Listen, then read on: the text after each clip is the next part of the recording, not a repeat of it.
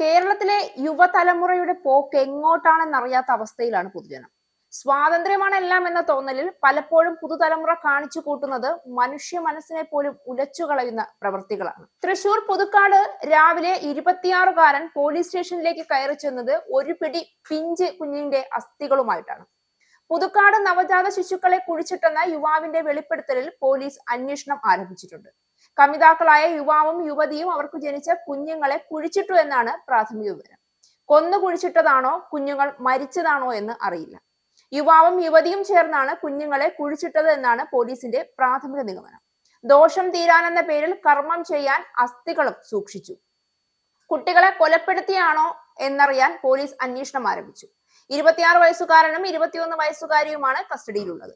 ഇരുവരും സ്നേഹത്തിലായിരുന്നു. 2 വീടുകളിലാണ് താമസം. യുവാവ് രാവിലെ അസ്ഥി കഷ്ണങ്ങളുമായി സ്റ്റേഷനിലെത്തുകയായിരുന്നു. തന്റെ കാമുകി പ്രസവിച്ച കുട്ടികളുടെ അസ്ഥിയാണ് എന്നാണ് യുവാവ് പറഞ്ഞത്. അസ്ഥി വീട്ടിൽ സൂക്ഷിച്ചതിൽ അന്വേഷണം വേണമെന്നും യുവാവ് പറഞ്ഞു.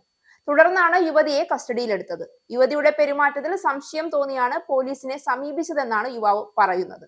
പ്രസവിച്ചപ്പോൾ കുഞ്ഞ് മരിച്ചു എന്നാണ് യുവതിയുടെ ഭാഷ്യം. 2 തവണ പ്രസവിച്ചതായും യുവതി പറഞ്ഞു. പ്രാഥമിക വിവരങ്ങൾ മാത്രമാണ് പോലീസിന്റെ പക്കലുള്ളത്. യുവതിയുടെയും യുവാവിന്റെയും ബന്ധം, പശ്ചാത്തലം എന്നിവ പോലീസ് പരിശോധിക്കുന്നുണ്ട്.